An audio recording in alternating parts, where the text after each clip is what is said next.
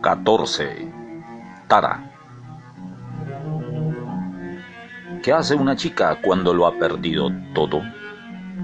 Pues de una época en la que llorando me dormía en los brazos de mi madre, empecé a sentirme como una tonta. Aquí estaba yo, Inanna, reina del cielo, escondida en la casa de mis padres. Cuando empecé a recuperarme, me sentí un poco cohibida y avergonzada. Por primera vez empecé a reflexionar sobre el significado de mi vida y sobre lo que había hecho. En lo profundo de mi alma sentía una angustia y me preguntaba si los demás también la sentían. Era algo extraño y nuevo para mí. A diario llamaba a mi amigo Matalí y conversábamos mucho tiempo. Matalí era considerado como el más sobresaliente ingeniero de energía de plasma. Era un físico que podía reparar cualquier cosa.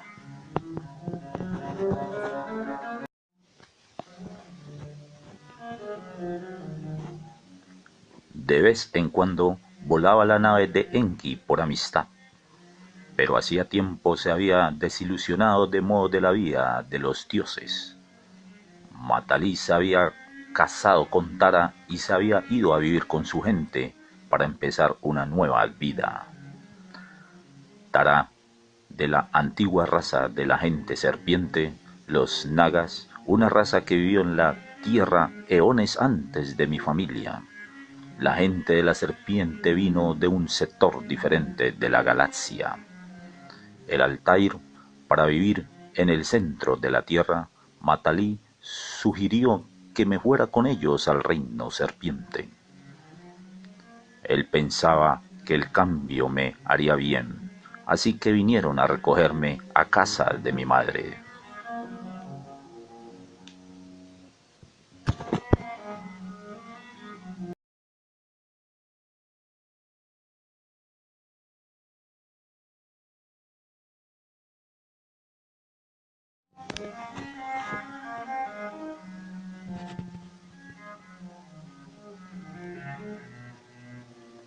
Tara y yo habíamos llegado a ser muy amigas en el Valle del Indo, donde ella les había enseñado a mis sacerdotisas las artes de la danza. Ella había aprendido el arte de la danza celestial de los azapreses, los danceses del cielo. Tara era una experta. Por medio de una concentración intensa, ella podía levantar su delgado cuerpo en el aire y ejecutar movimientos celestiales de máxima elegancia y gracia, desde las puntas de sus dedos hasta las campanas de oro que cantaban suavemente sobre sus tobillos. La danza de Tara es una expresión exquisita de sentimiento.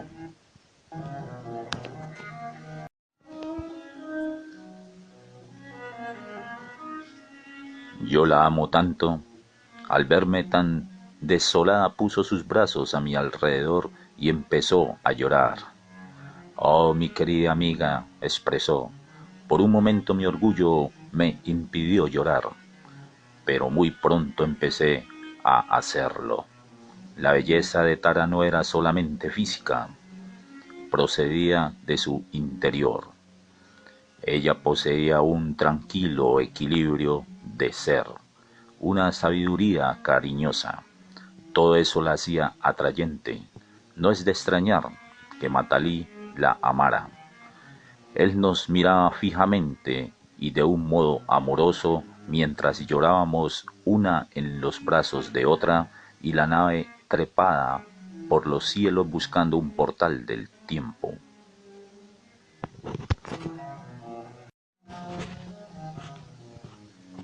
El reino de la gente serpiente era en verdad extenso. Dentro de Terra existen muchas ciudades que resplandecen cada una con torres de alabastro blanco. El aire es fresco y es regulado por sistemas sofisticados cuyas fuentes de energía están en los polos de Terra. Hay huertas y campos de cultivo que producen alimentos en abundancia para la gente. La gente serpiente posee una gran variedad de cuerpos. Unos son humanos, otros mitad serpiente o reptil. Pueden ver en la oscuridad y, con sus habilidades telepáticas, pueden tener acceso a las mentes de un grupo si lo desean.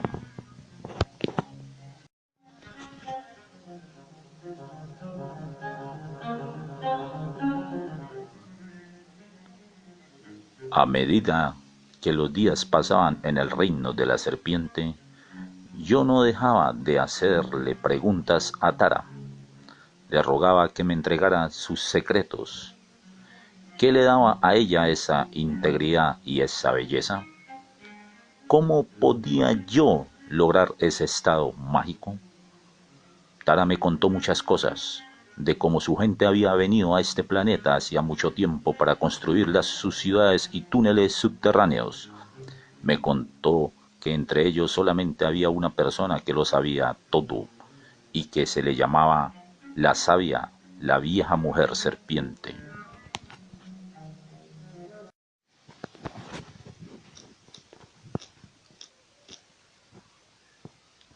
Le imploré que me llevara a ella. Se hicieron arreglos para que Tara, Matal y yo viajáramos juntos a la morada de la vieja mujer serpiente. Su nombre es impronunciable en su idioma actual. Es un sonido que transmite amor. De los hombros para abajo es mujer, pero de los hombros para arriba tiene la cabeza de serpiente. Emana una energía que yo nunca había sentido antes y que no la he vuelto a sentir desde entonces.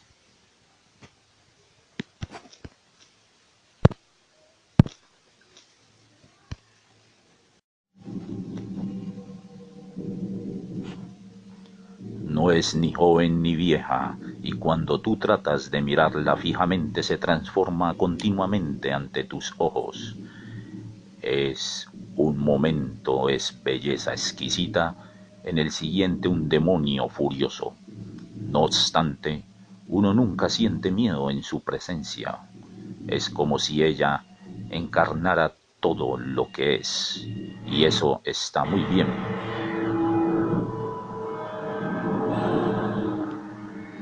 Cuando me senté frente a ella, hizo un ademán indicando que sabía lo que yo se quería. Sabía quién era yo y todo lo que había hecho. Parecía conocerme incluso más allá de mi vida como Inanna. Era como si siempre nos hubiéramos conocido, como si de algún modo yo siempre hubiera estado en su mente. Me miraba con una curiosidad familiar y compasión. No mostró ningún deseo de controlarme o manipularme. Encontró gozo en mis aventuras, en mi deleite e irradiaba su amor incondicional.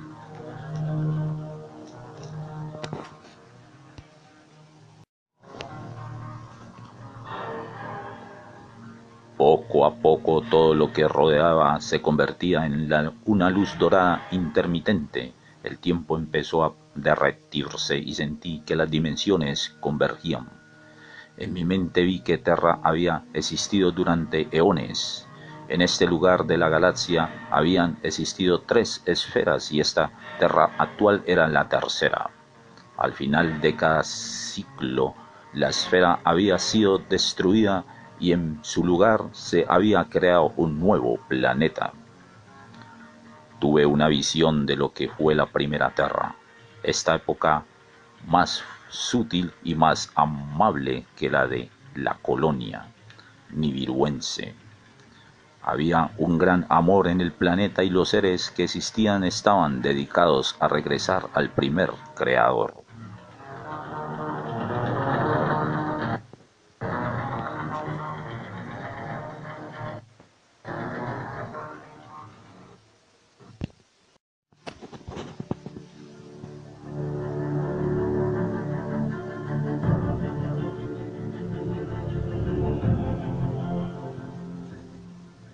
En ese tiempo vi un día océanos de laderas con grupos de gente, todos vestidos de blanco sentados sobre las cuestas. En la cima de una ladera había un pabellón de mármol con columnas altas y bajo estas había 12 parejas en una hilera de forma de media luna. Empezaron a cantar, oh, ah. Repetidas veces estos tonos fluían por las laderas hasta que todo vibraba en sonido. Había una multitud de entidades con rostros brillantes que entonaban las mismas frecuencias, y a medida que la energía incrementaba, los seres empezaban a convertirse en luz.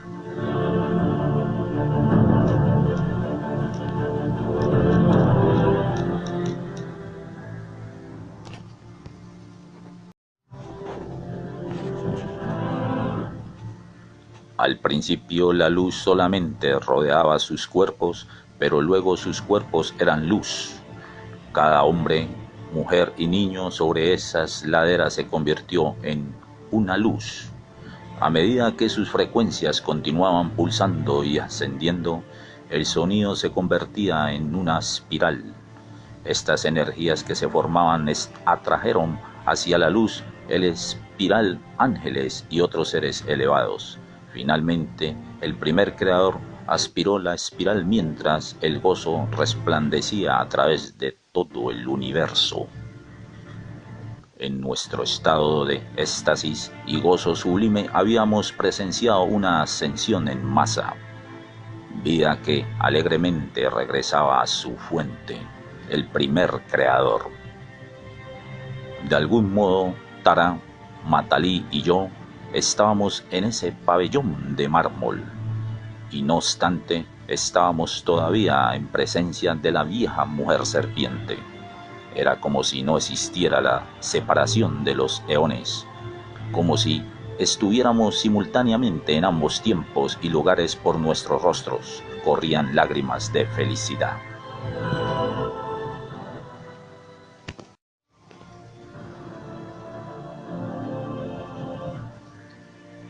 En nuestros corazones le agradecimos a la vieja mujer serpiente y nos despedimos de ella. Nuestros cuerpos estaban cargados de fuerza eléctrica y fue suficiente por un día. De regreso en el reino de los dioses, Marduk estaba conspirando y planeando. Nergal no se había dado por vencido y está formando alianzas con los Enlilitas, los enemigos de su padre Enki.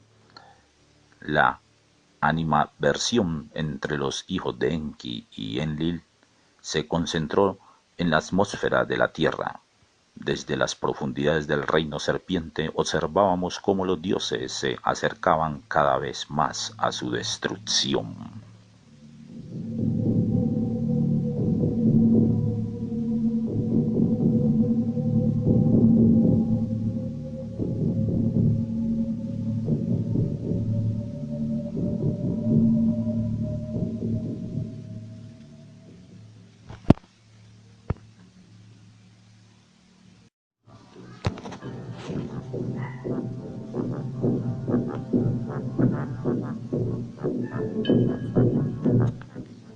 XV.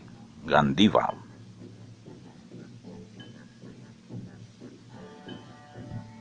Los hijos de Enki crecieron conscientes de todo. Terra les había pertenecido si no hubiera sido por Enlil y sus hijos. El rencor aversión que Enki sentía por su hermano Enlil le había filtrado en las vidas de sus hijos como un veneno. Los enquitas estaban apasionadamente decididos a vengarse y se oponían a cada paso que daba Enlil. Como Enki perdió el control sobre sus hijos, el odio de ellos socavó a la familia. Marduk y su hijo Nabu trataron de arrebatarles el poder a sus propios hermanos. Nergal no estaba dispuesto a entregarle todo su poder a Marduk y opuso la mayor resistencia, llegando hasta formar una alianza con Ninurta, hijo de Enlil. Ninurta comandaba las escuadrones del vuelo en Lilitas que patrullaban a terra. Él había conducido a las famosas hordas gutianas hacia Acadia para destruir lo que quedaba de mis ejércitos. También se le encomendó la tarea de recuperar los sistemas de riego del Éufrates después de que Marduk los había contaminado.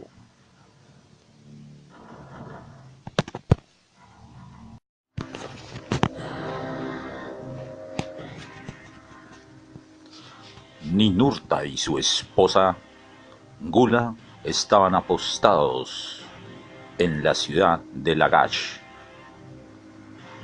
Ninurta, a quien le encantaba volar y comandar la fuerza aérea, también era aficionado a la construcción y a la ingeniería.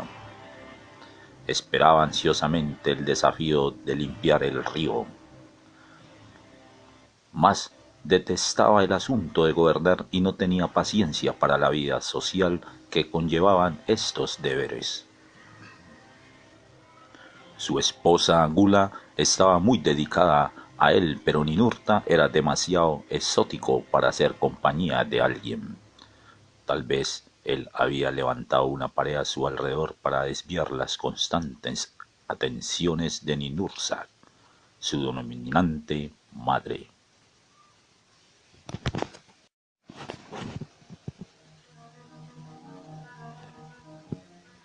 Ninurta se volvió muy introvertido, descuidó el control del gobierno y desaparecía durante días.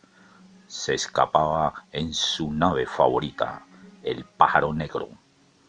Él quería construir pirámides.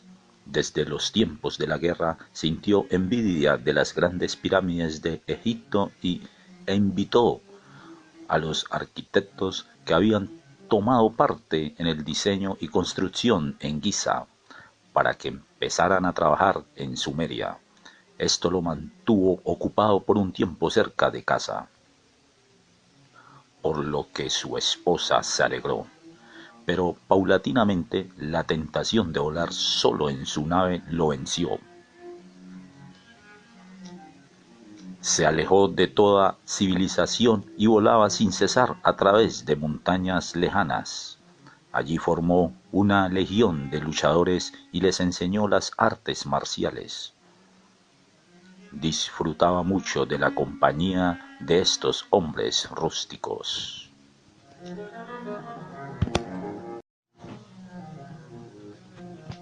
Ninurta estaba hastiado del estilo de vida de su familia. Los dioses, preocupados por nuestros conflictos eternos, él recordaba su niñez cuando Terra era todavía una aventura desconocida. Deseaba esa época cuando estaba libre de las aminosas responsabilidades del ser el hijo de Enlil. Tengo que reconocer que yo nunca llegué a comprender completamente a Ninurta. Él es una persona muy compleja, atormentado por la carga de sus deberes y una necesidad apremiante de simplemente ser un niñito juguetón. El niñito tal vez nunca había sido. Como Ninurta estaba fuera por largos periodos, Marduk empezó a mirar Babilonia y sus ciudades circundantes. Él y sus seguidores empezaron a infiltrarse en los pueblos de la campiña y empleando hologramas se aparecía ante los líderes de ciertas tribus identificándose como diversos nombres. A estas tribus se les animó a que se inclinaran y adoraran al dios Marduk. Él ejecutó muchos milagros para la gente, les dio poder y riqueza y les advirtió que los dioses de Enlil y su clase eran dioses falsos. Les decía que los que no adoraban serían castigados, condenados al infierno para siempre.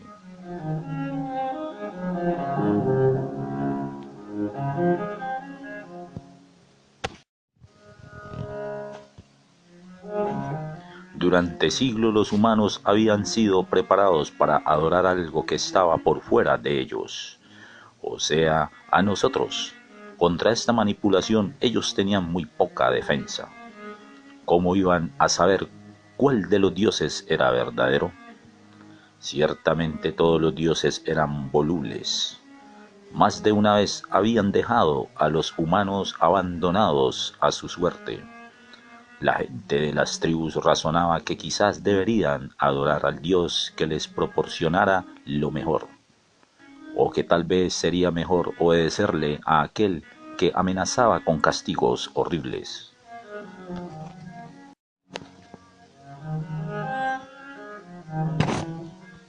Marduk era un genio para confundir a la gente. Empezó a ganarse la devoción de los Lulus al corroer levemente el poder de los otros dioses.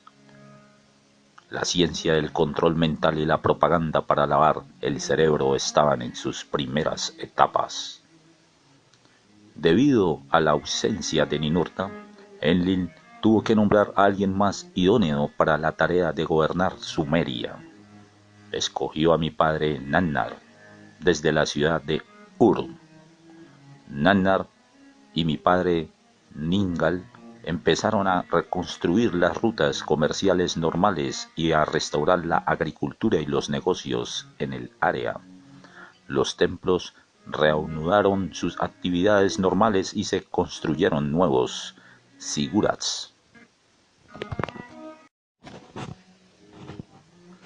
No obstante, las cosas no estaban bien del todo. En el aire de Terra se sentía la fricción y el antagonismo. Era como si el planeta fuera un ser que no pudiera soportar los odios y disputas de los dioses.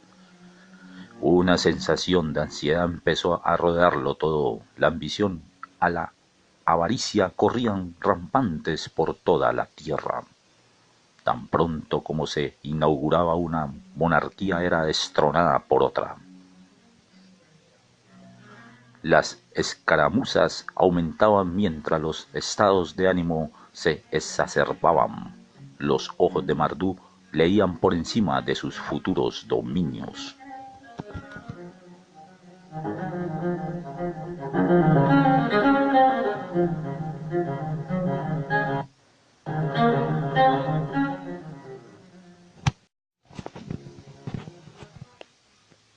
Pueden leer la historia de este tiempo, pues escribió mucho en las tablillas de arcilla. Marduk y su hijo Nabu lucharon sin cesar para ganar el territorio y control del puerto espacial. Al lado de Enlil estaba mi madre Nannar, mi hermano Utu, Ninurta y Nergal, hijo de Enki. Hacia el final de estas horribles guerras, Matali fue a visitar a su viejo amigo Enki. Matali siempre había estado al mando de la nave personal de Enki y los dos habían pasado muchas horas juntos. Matali le rogó a Enki que hablara con sus hijos. ¿Qué se lograría con toda esta lucha? Con seguridad la tierra y su gente solo sufrirían más. ¿Qué tal si los hijos de Enki y Enlil perecían en la batalla? ¿Qué le quedaría a uno de los dos patriarcas? El resultado de esta guerra solo podría ser la aniquilación mutua, puesto que ambos lados tenían armas poderosas. Si Anu escogía en Gandiva, nadie podría evitar la aniquilación. ¿Quién podría precedir el fin de una guerra tan devastadora?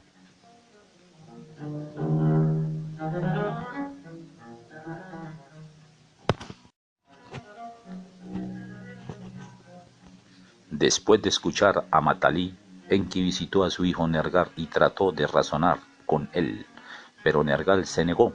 Él siempre había creído que Enki prefería a Marduk. La verdad era más conmovedora. Marduk ejercía una forma sutil de control mental sobre su padre y Enki era simplemente impotente en presencia de Marduk. Nergal se enfadó mucho por los esfuerzos de Enki para que se lograra la paz con Marduk. Enfurecido le dijo a Enki que se marchara y maldijo tanto a su padre como a su hermano, prometiendo destruirlos.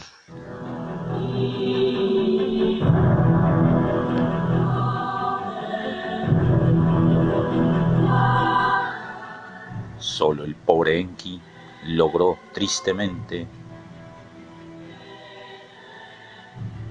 No sabía qué hacer y recordaba las épocas más felices, las fiestas de Antu. Los profetas de la fatalidad empezaron a multiplicarse por toda la tierra. Todo sacerdote y adivino contaba historias de la destrucción que se avecinaba y oráculos en todos los templos profetizaron el fin del mundo.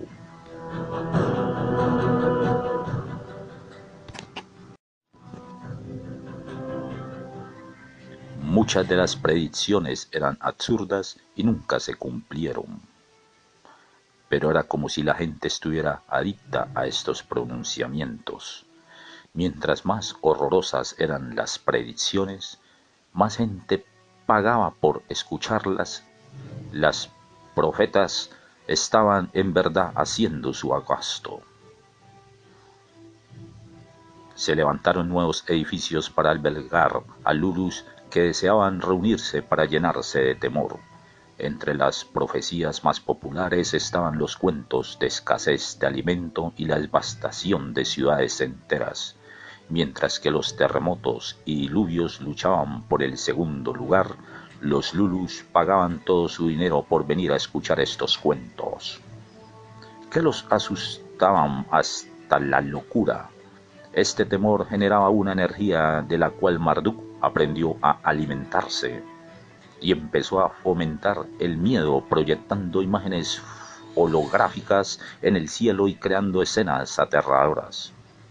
Experimentó con la energía de ese temor, manipulándola y modificándola para saciar su apetito. Era mejor que la carne humana y más fácil de administrar.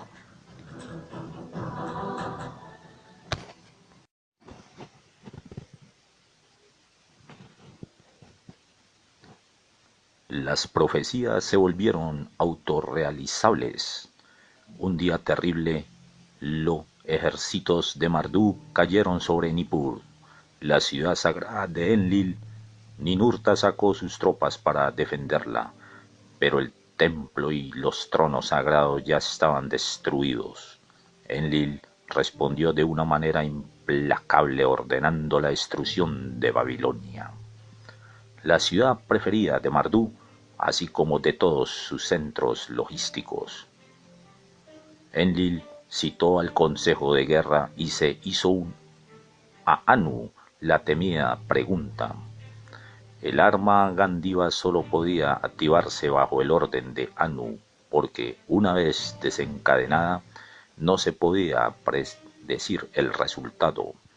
Nergal trató de reunirse por última vez con su hermano Marduk. Si éste renunciaba a sus pretensiones de dominio supremo, el Gandiva permaneciera inactivo. Enki, quien estaba presente con Marduk y Nabu, parecía estar en un estado de ceguera, como si su voluntad hubiera sido minada. Sumido en la oscuridad, Enki arrojó su ira y frustración sobre Nergal, por lo cual la ira de este aumentó. Decidido a usar el Gandiva, Nergal dejó a Marduk y a su padre. Ahora ya nada podría detenerlo.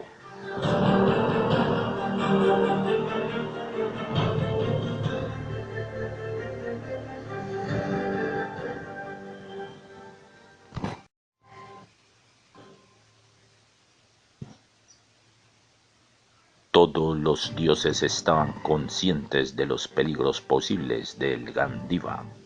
Incluso Marduk sintió miedo cuando se dio cuenta de que su hermano Nergal estaba dispuesto a usarlo. Anu se llenó de angustia. La envidia de su hijo había llevado a Terra a este estado. Se dio cuenta de cuán débil se había vuelto su hijo Enki, y prefirió destruir las ciudades y el pueblo espacial más bien que permitir que todo quedara en las manos del turbulento Marduk. Anu y Enlil veían algo oscuro, casi perverso, en Marduk y sus ambiciones. Él quería apoderarse del planeta Tierra, arrebatarle el poder a Anu e incluso gobernar las Pléyades.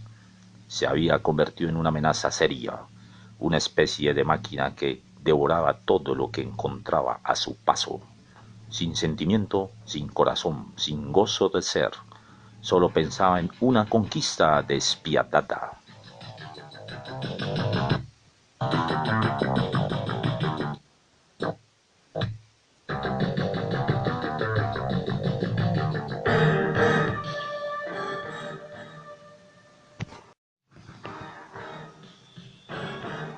Anu desencadenó el Gandiva, una llamarada de luz, filosa como una hoja de afeitar y más poderosa que el sol, con un movimiento en forma de zigzag, aunque se apuntaba a objetivos específicos, esta arma de perdición no hacía distinciones. No solo se destruyó el puerto espacial, muchos otros lugares importantes para Marduk desde el punto de vista logístico desaparecieron. La península del Sinaí fue destruida totalmente, pero había algo primordial que no habíamos planeado y que no podíamos controlar: el viento. Es irónico que el nombre de Enlil puede significar el señor del viento, pero en ese momento ni Enlil ni ningún otro dios pudo controlar los vientos que soplaban sobre Sumeria. Nubes de radiación arrasaban las llanuras, matando todo ser humano y animal a su paso. El envenenamiento por radiación desintegraba las células de sus cuerpos. La piel caía de sus huesos.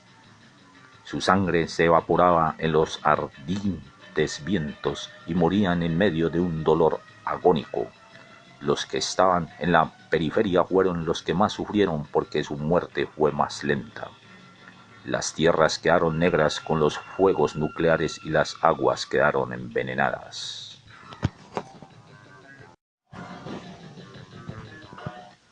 A salvo en sus naves, los dioses observaban una vez cómo su frenesí destruía de nuevo millones de vidas. Pueblos enteros desaparecían, animales y cosechas, puentes y siguras se esfumaban de la superficie del planeta. Mientras Terra se agitaba violentamente, ¿qué habían hecho ellos? Solamente unos cuantos sobrevivientes permanecieron en el medio de la espantosa devastación de lo que una vez fue un planeta verde y hermoso.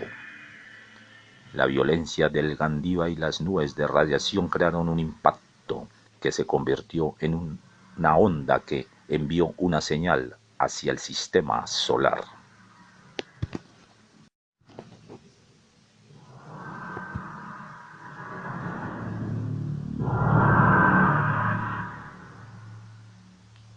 Moviéndose más allá de los últimos planetas del Sol, la señal viajó por toda la galaxia hasta llegar a otros sectores. Allende la vastedad del espacio, la señal fue recibida por el Consejo de la Federación Intergaláctica. Esos pleyadenses que se divertían en el planeta Tierra habían ido demasiado lejos. Había que detenerlos. Un comportamiento tan irresponsable era inadmisible. Habían alterado el equilibrio de todo el universo. Se hizo un llamado a todos. Fuimos citados al gran salón del Consejo de la Federación Intergaláctica.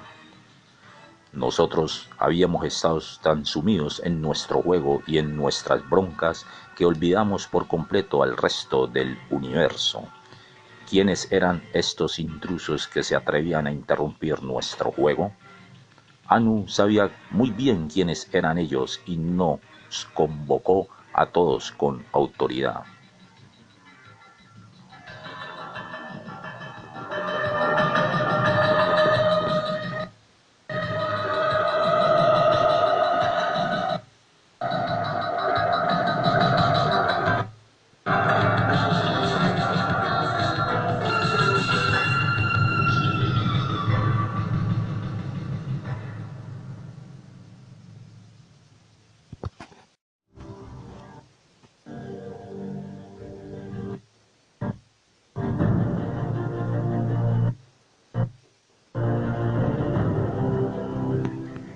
16. Interferencia. El gran salón del Consejo Intergaláctico era una sala de reunión inmensa con techos transparentes y arqueados que daban al espacio infinito. Anu, Enlil, Enki, Ninursa, Nannar, Ninurta, Nergal, Utu y yo estábamos todos formalmente sentados en el círculo del consejo. Marduk no quiso asistir. De repente yo me sentí pequeña y me alegré de que Anu estuviera allí, pero hasta él parecía disminuido en este lugar. La sola presencia de los miembros del consejo nos volvió humildes, un sentimiento al que no estábamos acostumbrados.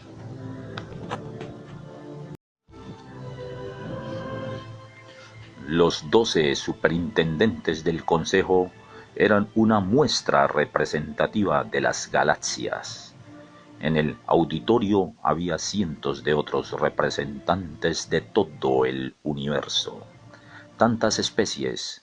Había miembros de Sirio, Andrómeda, Orión, Arturo y muchos otros sistemas solares. Los etéreos estaban muy bien representados. Ellos tienen una frecuencia vibratoria muy alta. A veces se ven sólidos, otras veces transparentes o translúcidos, y se dice que están por encima de la polaridad.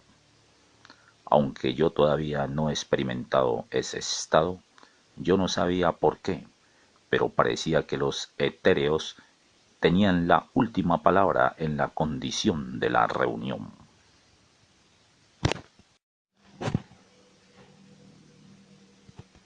También vi seres que eran esferas o olas de luz y volaban alrededor de ti, transformándose en colores del espectro, primero dorado, después rosado o turquesa.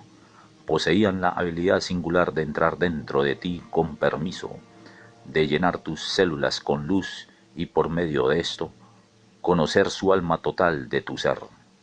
Me pareció que esto era una manera muy interesante de comunicarse. Yo estaba feliz con todas estas nuevas experiencias cuando la disposición de ánimo en el salón cambió.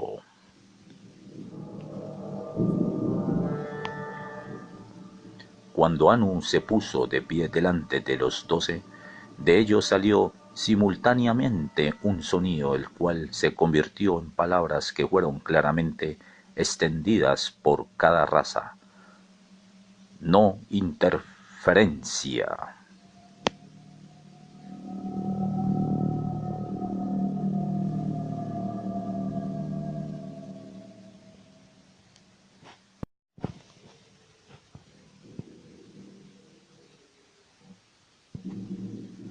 No interferencia es la ley del universo del libre albedrío y nosotros, dijeron los 12, habíamos violado esta ley al interferir directamente en la evolución de una especie.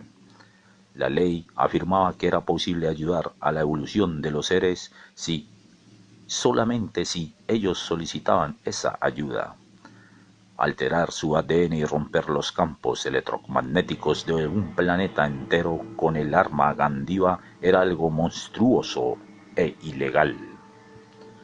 Yo pensaba para mí que este concepto de libre albedrío debía ser como el mercado libre en Terra. Es solamente libre cuando les sirve a los que están en el poder. Me parecía que este consejo estaba tratando de presionarnos al interferir con nuestro libre albedrío.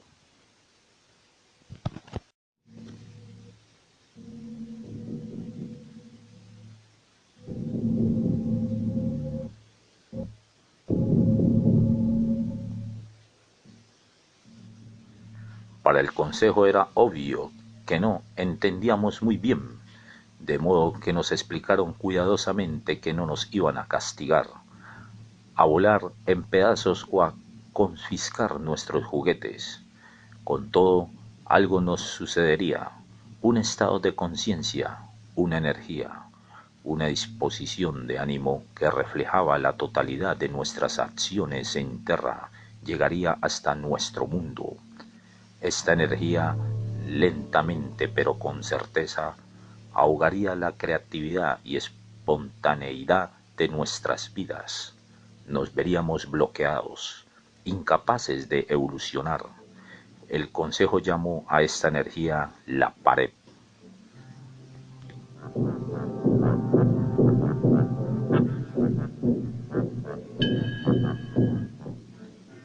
Claramente explicaron que nosotros no éramos víctimas, que nosotros mismos habíamos creado esta pared, era nuestro propio invento.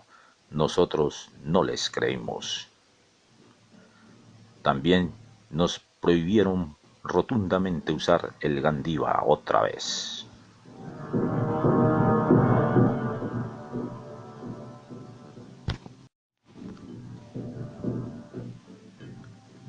El hacerlo se consideraría como un acto de guerra y pagaríamos las consecuencias.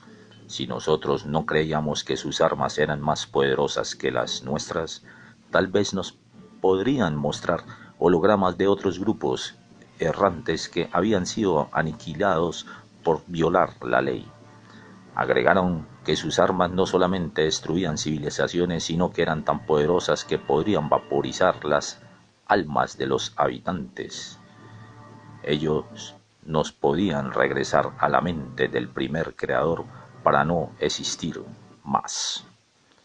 No nos darían la posibilidad de encarnar en ninguna forma. Por mi bello cuello azul subió un escalofrío.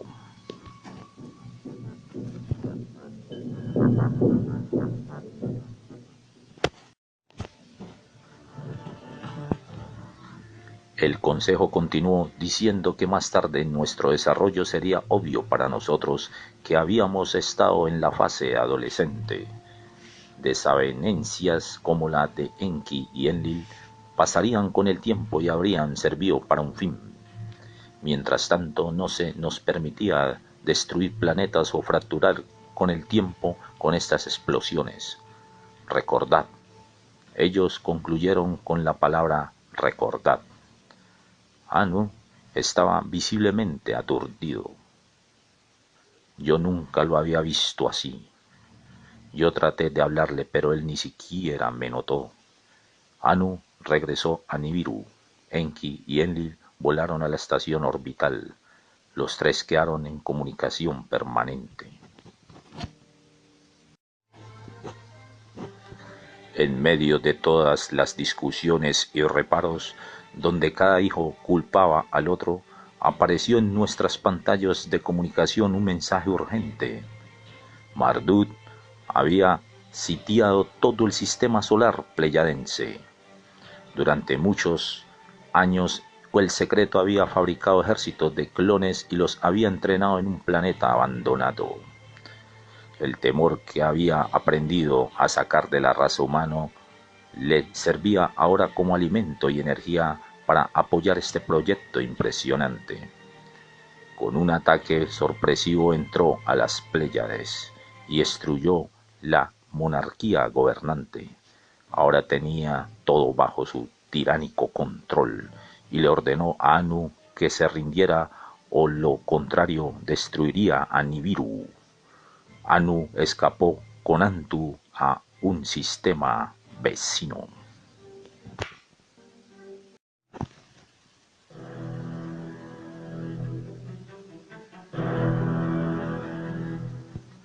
Todos estábamos sobresaltados. Enki y yo volamos con Matalí al centro de la Tierra para escondernos en el profundo subterráneo del reino serpiente, donde estaríamos a salvo de los restos de la radiación del Gandiva. Enlil salió para unirse a su padre Anu. Los dos estaban decididos a desarrollar un plan para recuperar a Nibiru y liberar a las Pléyades. A salvo y más allá de las frecuencias de tiempo del planeta desolado, nuestra familia observaba con horror cómo Marduk empezaba a apoderarse de lo que quedaba de Terra y sus habitantes. Con el tiempo se apoderó y acusaron a Enlil de desatar el terrible Gandiva contra los indefensos humanos. Era, después de todo, la verdad, y por eso Marduk hizo que los habitantes de Terra se volvieran en contra de Anu y Enlil. Marduk hizo todo lo posible por difamarme. Decía que yo era una bruja malvada que devoraba a los hombres y convertía mujeres inocentes en prostitutas. Como codiciaba mis templos y las tierras que poseían mis sacerdotisas, inició una campaña de difamación para destruir a estas mujeres. Mis sacerdotisas, quienes estaban muy bien entrenadas en negocios y en las artes, fueron acusadas de magia negra, de lanzar conjuros por toda la tierra.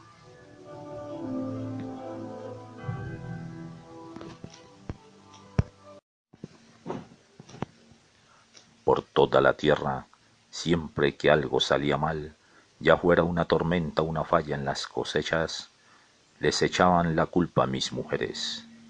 Y Marduk se encargó de que muchas cosas salieran mal. Mis bellas sacerdotisas fueron encarceladas, golpeadas, torturadas, violadas y quemadas vivas. Se confiscaron todas sus propiedades. Marduk se estaba vengando de mí, la que ordenó que lo enterraran vivo. El reino serpiente. Yo yacía en una pequeña cama en un cuarto cómodo, pero no me daba cuenta de lo que había a mi alrededor. En el ojo de mi mente vi cómo los hombres de Marduk desfiguraban y mutilaban mis templos. Todas las imágenes de las diosas fueron reemplazadas por la suya propia.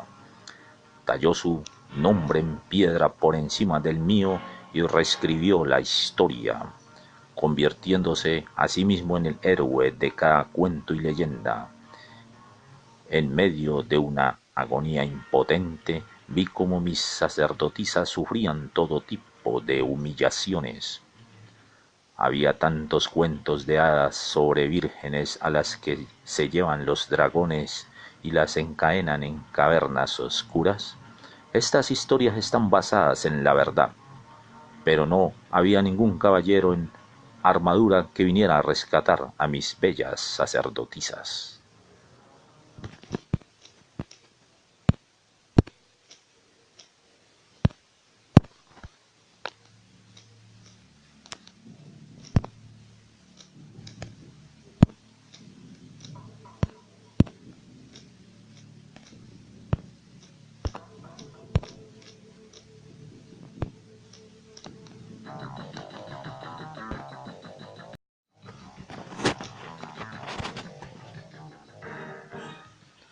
Marduk no se detuvo con mis mujeres. No estaría satisfecho hasta que aplastara a todas las mujeres. Para lograr esto, usó a los hombres. Les dijo a los humanos varones que ellos eran superiores, que la mujer había sido creada de la costilla de un hombre para que le sirviera. Mentiras. Mentiras salían a borbotones de la boca de los sacerdotes de Marduk. A medida que las mujeres perdían su posición de respeto, los hombres a su vez perdían parte de sí mismos. Las cosas no volvieron a ser iguales. Incluso hacer el amor se convirtió en una guerra. Como Marduk quería más súbditos para controlar y más energía del temor que se generaba, fomentó la procreación de sus súbditos. En la luna de Terra colocó un aparato electromagnético que conectaba la ovulación femenina con los ciclos. Ni siquiera los animales de Terra se podían preñar con tanta frecuencia como sus mujeres. Marduk quería producir el temor como una mercancía, así que les ordenó a los Lulus que se multiplicaran. Esto le daría más súbditos para tiranizar y así podría generar más energía a partir de su temor.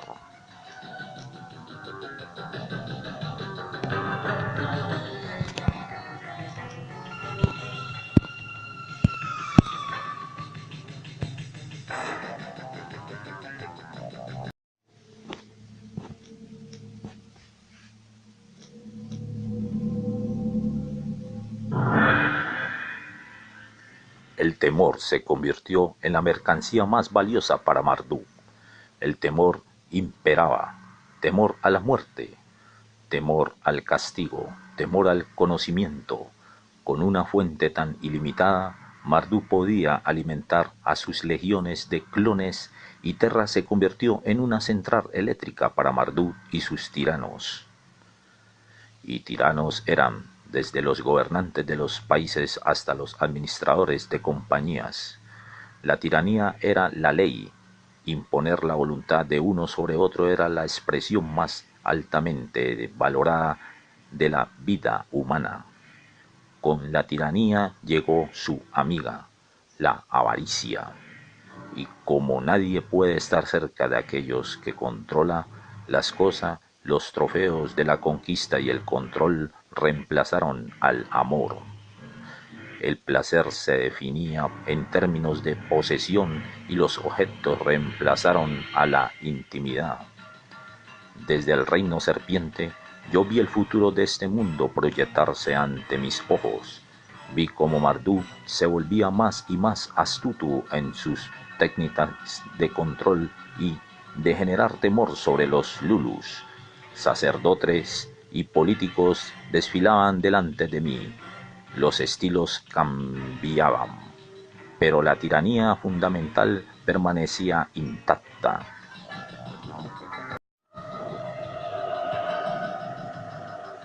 Una gran invisible se esparció por las mentes y almas de los habitantes de Terra, la Inquisición, el sistema feudal, cientos de ismos que prometían esperanza venían y se iban.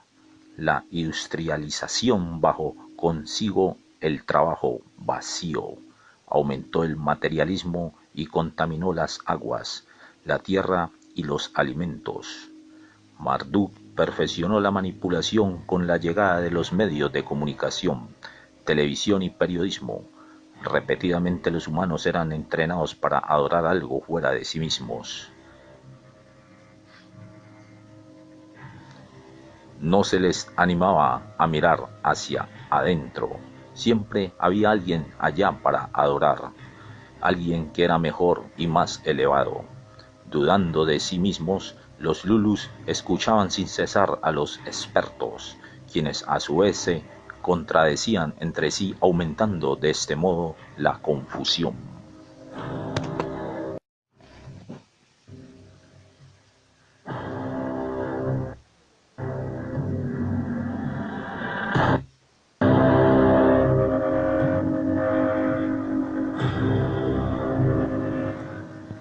Los humanos que lograban pensar por sí mismos eran excluidos como desadaptados, eran castigados o en el mejor de los casos los hacían sentir culpables. Si uno lograba algo, los otros se sentían inferiores y se fomentó el sentimiento de culpa. La psicología se hizo popular y los humanos les daban el dinero a aquellos que escuchaban sus sentimientos de culpa y temor durante horas, días, años. Para Marduk, la culpa era tan nutritiva como el temor.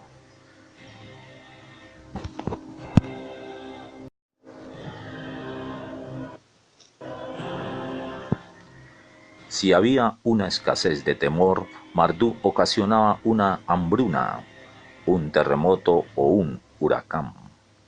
Esto podía ser real como suceso real en la naturaleza, o podía simplemente ser holograma o un programa de televisión. Desde mi pequeña cama, el futuro de Terra se veía desalentador. A medida que viajaba por el tiempo, de repente empecé a comprender, como un rayo que golpeaba mi cerebro cansado, que Marduk éramos nosotros. Él era el inconsciente colectivo de la familia de Anu proyectando sobre la Tierra. Lo habíamos creado del mismo modo como habíamos creado todo lo de nuestras vidas. Cada uno de nosotros había dado a luz a Marduk en esta dimensión. Obviamente, si lo habíamos creado, también podíamos deshacernos de él. Pero, ¿cómo?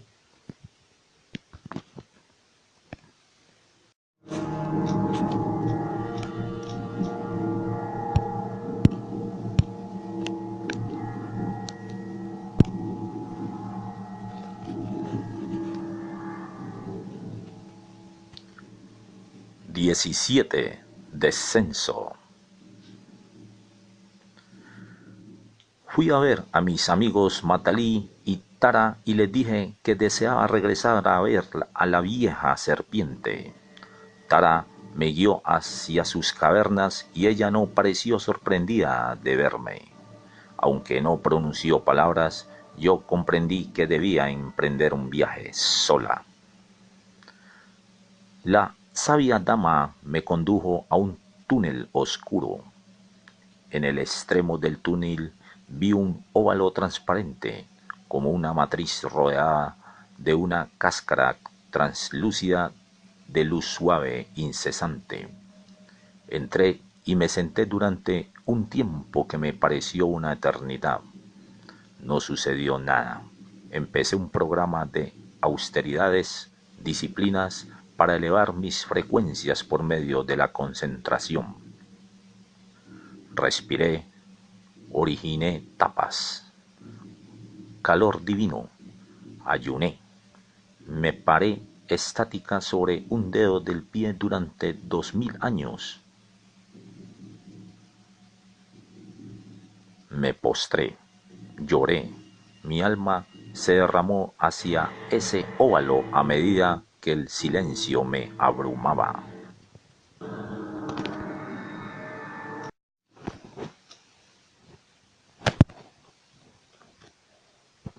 No obstante, nada sucedía. Repasé mi vida como Inanna. Todo lo que había sido o hecho pasaba a través del ojo de mi mente. El deseo vehemente de verdad y conocimiento abrumó todo mi ser y mi cuerpo hermoso se levantó y se sacudió en medio de sollozos y desespero. Finalmente, olvidé el desespero y me perdí en un calor de fuego. Mientras sacrificaba mi orgullo y ya no sabía quién era, el ego de Inanna se desvaneció. A medida que toda identidad caía a mi ser como las lágrimas de mis ojos, se empezó a formar una luz frente a mí. Lentamente esta luz asumió la forma del ser más exquisitamente bello que yo haya visto. No era ni hombre ni mujer, pero su forma era humana. Estaba compuesta de miles de lucecitas que disparaban y se movían constantemente en colores cambiantes. El rostro era el rostro de 1000 seres e irradiaba todo lo que yo esperaba poder ser. Gracia, sabiduría y cualidades para las cuales no tengo palabras. ¿Cuál es tu nombre?, pregunté. El ser contestó de esta manera: tengo muchos nombres de una multitud de experiencias y estados de ser, pero mi verdadero espíritu, donde reside mi alma, no es más que una frecuencia de luz. No es un nombre. Yo soy lo que no puede ser nombrado. Si buscas darme un nombre, di que soy Altair del Alción, estrella de estrella. Yo soy aquello que tú siempre has sido. Tu deseo vehemente de la verdad me ha traído acá. Estos son los momentos de tu despertar. Atesóralos. La revelación se está dando ahora en esta escapada del tiempo. Tú eres un sistema de reacción. Yo me conecto contigo. He estado alineando tus circuitos para que haya una mejor recepción. Armonízate conmigo. Recuerda, amada. Recuerda tu verdadero hogar. Cuando el tiempo comenzó para ti, eras una luz blanca pura. Ahora tú tienes muchos colores, muchos matices, muchas experiencias. Flotas a través de un mar de infinitud. Latiendo belleza, te amo inmensamente.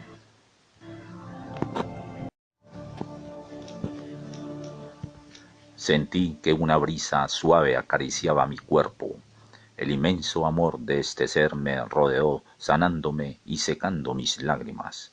Me sentí más ligera y por mi cuerpo corrieron ondas de suprema alegría. El ser habló de nuevo.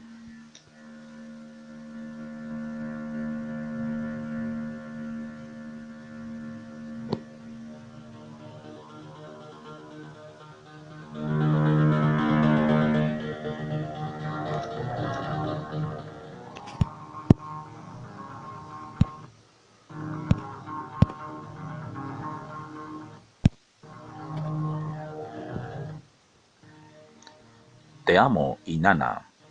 Nunca te juzgué.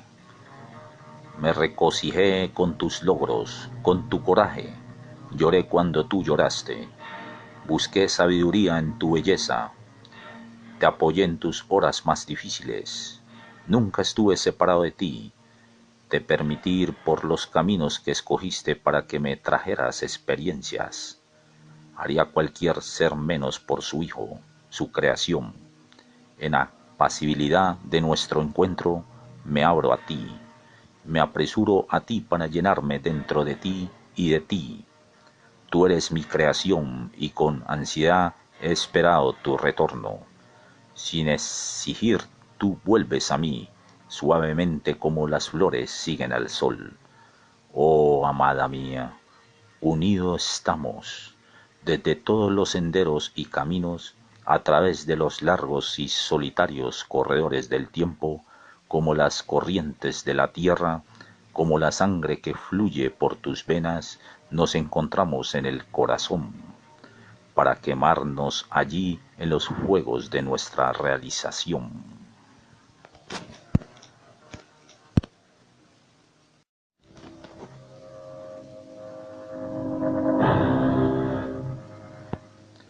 Así era, yo estaba encendida, todo mi ser ardía en amor y experimenté un éxtasis que nunca antes me había imaginado. El silencio, el ser transportó un entendimiento a mi mente. El amor se vació dentro de mí como una fuerza de pasión indescriptible. Dentro de mi corazón sabía lo que haría. El calor del fuego me cambió para siempre. Vi mi futuro. Descendería hacia la forma humana, me convertiría en un humano e intentaría activar el gen divino en mis proyecciones. Los seres humanos que yo había creado me separaría en porciones variables y asumiría muchas encarnaciones. Me atrevería a ser vulnerable y a nacer en la carne humana. Escogí una gama de experiencias a través de castas particulares. Aunque iba a descender al tiempo de la tierra, yo sabía que este ser de luz estaría conmigo siempre y que ya nunca estaría sola.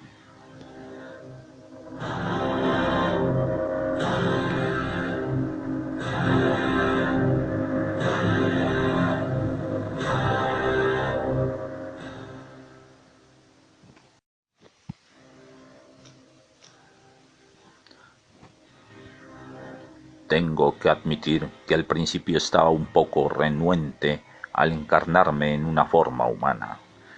Yo sabía exactamente qué se le había hecho al ADN humano y cuán difícil sería recordar quién era una vez estuviera encarnada.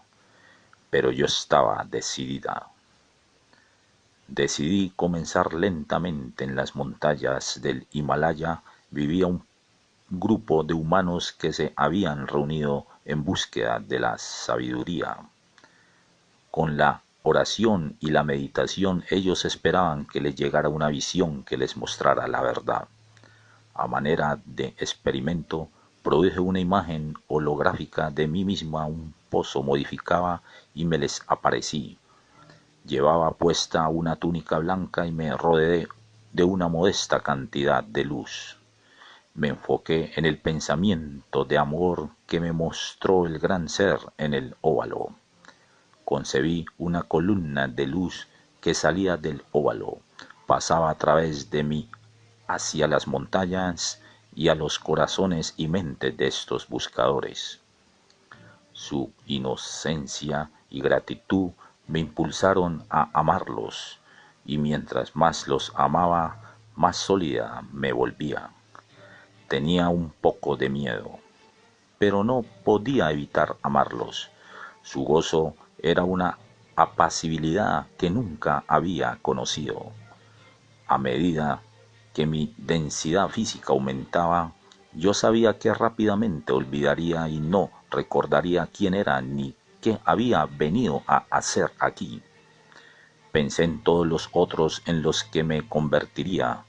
La fuerza de mi amor y compasión puso en movimiento 100 vidas, mientras yo y Nana, disfrazada de Lulu, descendía a tierra para experimentar todas las limitaciones de la carne y de la sangre.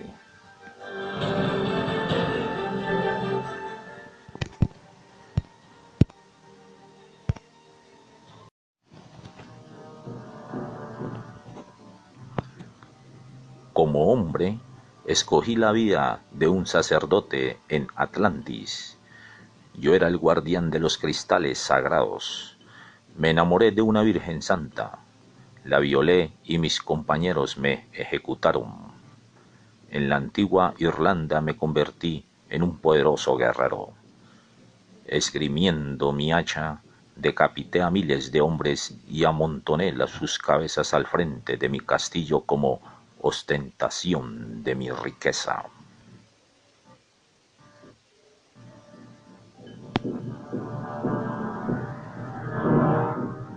Empecé a beber en exceso y golpeaba a mi esposa. Un día mientras dormía, mi esposa y mi hermano persuadieron a mi hijo de que me cortara el cuello. Robando de esta forma mi vida y mi riqueza, en Egipto me convertí en el bibliotecario de la gran tienda de los papiros y las tablillas de arcilla de Alejandría. Como le temía a todo sentimiento, vivía solo en medio de la palabra escrita. Morí como un hombre rígido y solitario cuando los soldados romanos le prendieron fuego a la biblioteca.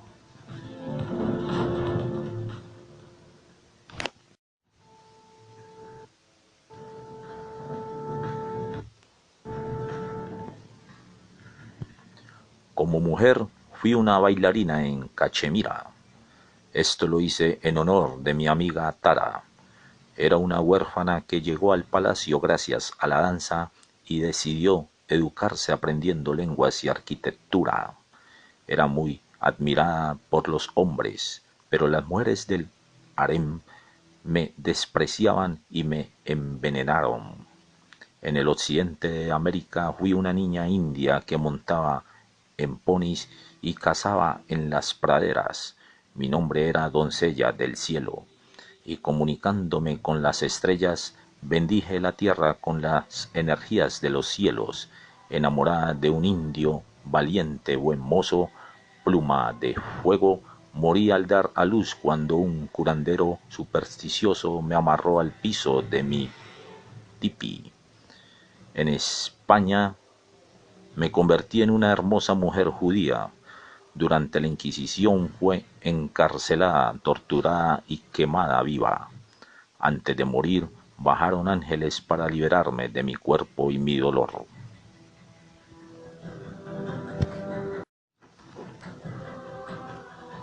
Me convertí en muchos seres. Experimenté la vida como hombre y como mujer.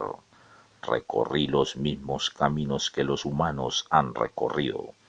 Sentí lo que ellos han sentido, la misma esperanza y el mismo desespero. Tuve un niño en mis brazos, fui una niña huérfana, degollé a muchos hombres y amé a muchos otros. Me pregunté amargamente, ¿qué importaba? ¿Qué importaba nada? Suplicando ayuda, me senté sobre el piso frío y miré firme y vehementemente a las estrellas. Traté de recordar.